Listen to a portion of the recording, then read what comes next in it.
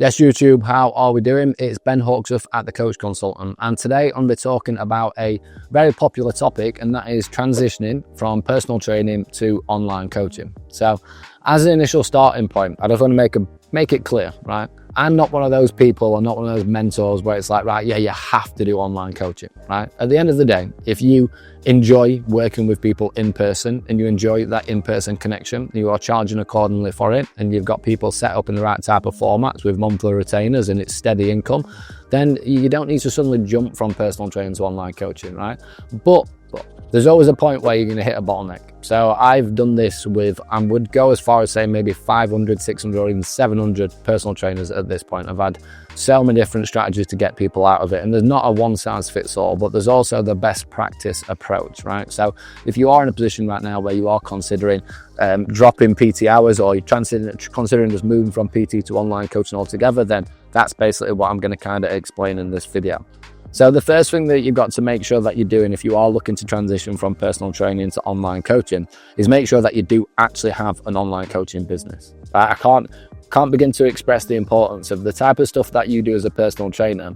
You can't get away with it as an online coach, right? So as a personal trainer, your offer is you and your time. Right? So if you are a very liked person in your gym, and if you're getting results and you're good friends with the managers and you've got good referrals coming from them, you don't really need to do any of the stuff that I've spoke about in pretty much the majority of my videos, because you'll just sell based on who you are as a person and obviously your time available. But when you start to look at building out an online coaching business, right, it's a completely different ball game and it's a completely different business, right? So it's a step-by-step process. You've got to, make sure that you've actually got an online coaching management system. So, because obviously when you manage someone in person to online, it's completely different. So make sure that you actually do your homework on all of the different apps and coaching formats and everything else that there is out there. And again, look at investing into mentorships to make sure that you are doing the right things. The next thing that you've got to make sure when you're moving from personal training to online coaching is the fact that you need to have an offer. Right? You need to have an offer because that's the one thing that's going to position you in the online market, right?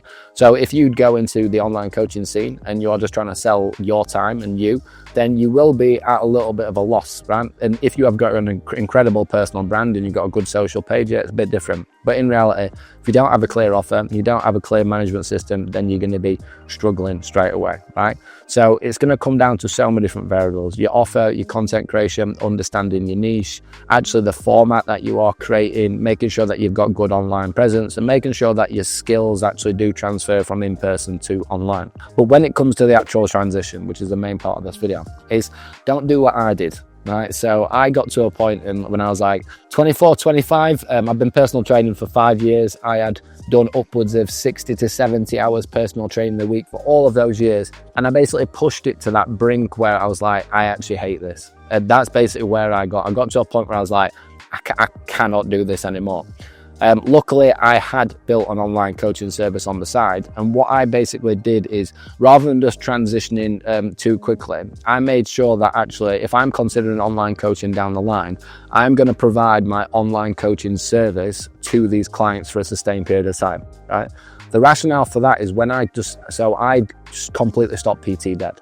So literally overnight, I just went, I'm not personal training anymore, I'm just doing online coaching, right? But what I had in my defense was 3, 4, 5, 6 months of me managing these people online. So then they saw the actual value associated with how my online coaching service worked. So when they couldn't work with me in person, the next best thing was to obviously still get me coaching them online because they'd seen the value in it. So that's the first step that I would highly recommend for you as a personal trainer. If you have 30 in-person PT clients, build your online coaching service and provide it to them. You can give it as a bolt-on, you can do it as whatever. I basically used to have my online coaching service included in my personal training fees because I was charging a lot of money. But the main thing is when I then dropped down, overnight I dropped a lot of income, but I had all of the time in the world. And regardless of how you look at it, and which is why, yes, I will 100% always promote primary online coaching because it has the best scalability, it has the most amount of strategies, and it's got the most amount of sustainability. Because when we're looking at scalability of personal training hours, you can scale up price, but there's a certain point where you will price yourself out based on what people are willing to pay. In terms of strategies, like, you are kind of in a bit of a fixed spot where a lot of it will be kind of in-person acquisition and referrals. And then in terms of sustainability, guys, there's only so many hours that you can sustain personal training for so many years until you literally get to the point where I was like, I can't do this anymore. It's as simple as that. So what I would recommend is not actually doing it like I did, because I did actually just do it overnight, right? What I would recommend is let's just imagine that you've got different phases. I'm drawing my hands on the table. Let's say that you've got phase one. Phase one is I'm actually going to make sure that I've got an online offer, I've got social media presence, and I'm getting traction, I'm posting, and I'm on top of all that type of stuff. From that point, I'm then going to move into making sure I've got an online coaching service and product. I'm going to provide that to my personal training clients as an actual additional fee, or I'm going to include it just so down the line, if when I do stop, they're going to look at that as an actual avenue. So you've protected yourself straight away with actually having a clear offering. You've protected yourself by actually getting traction on social media first, which is where all of your acquisition and lead generation is going to come from. From that point, you've then got a higher likelihood of people retaining with you as an online client when you do stop personal training. And then what I would do from that point is I would actually start to focus on time blocking and really creating a lot more fixed hours to my personal training day. So for example, if you're a personal trainer as it stands right now and you're doing 8, 9, 10 hours PT back to back every single day, you need to make sure that you actually have clear structure where you've got time to focus on all the components with your online coaching business, but obviously after you've kind of got that moving. So this is exactly what I did. I was personal training from 5 a.m. to 10 a.m. I would then have 10 a.m. to 2 p.m. off. So what that allowed me to do is I had that time in the middle of the day where I could do my content, I could do my my online coaching, I could do my learning, do all that type of stuff. And then I just moved my personal training hours from 2 till 6 p.m, right? So what that did is, based on me creating these fixed hours to my personal training structure, there were some clients who just couldn't do it because they didn't have the time availability, right? So rather than me just saying, I don't want to work with you anymore, it just made them get to a point where they're like, oh, actually, well, I'll just join the online coaching service then, right?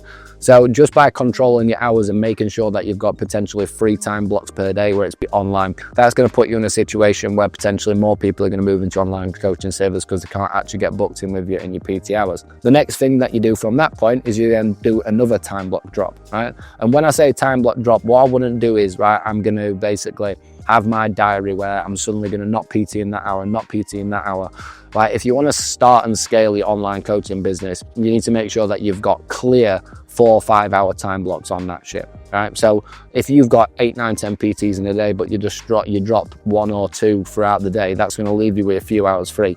You're not going to have enough time to get your head properly into shit. So the first thing that I recommend is you either have your morning, your middle of the day, or your evening completely open just to focus on your online coaching business.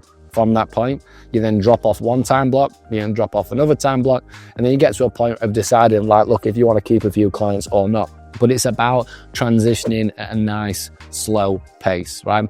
When I completely stopped personal training overnight, I would argue to say I've probably maybe dropped about £13,000 a month overnight. But I pushed it to that brink because I didn't have this type of awareness that I'm telling to you right now in this video. I pushed it to the brink so I just couldn't do it anymore, right? So if you have got aspirations and goals and you look at your future and think, right, I can't imagine myself doing this forever, it's at that point you need to turn around and be like, right, I need to get my head stuck into online coaching, right? If we look at what happened in the pandemic, for example, right, that's why there were so many online coaches that were born in the pandemic, because you couldn't PT anymore. But if you do have aspirations to start, the sooner that you start, the better, right? Do not start later, because then you'll have to rush it when you potentially get to that point down the line where you're like, I just can't do this anymore. So step 1 is actually have an online coaching product, right? Step number 2 is actually have an online coaching online offer.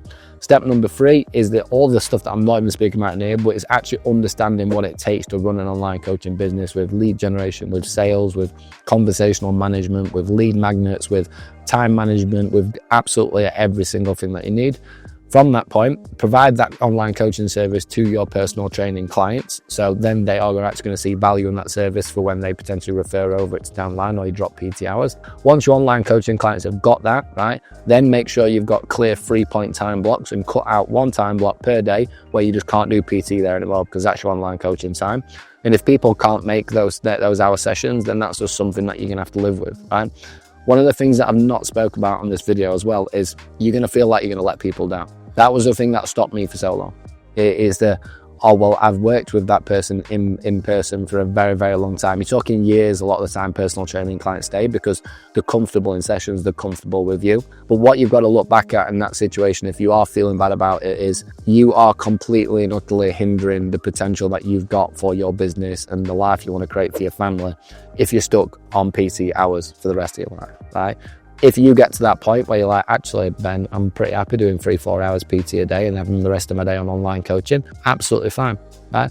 But then I can promise you down the line, you'll be like, I need more hours to be focusing on my online coaching business because it's got more scalability, it's got more strategies, and it's got better sustainability. So best advice, guys, is if you are thinking about it, start sooner than later, start learning about it ASAP now.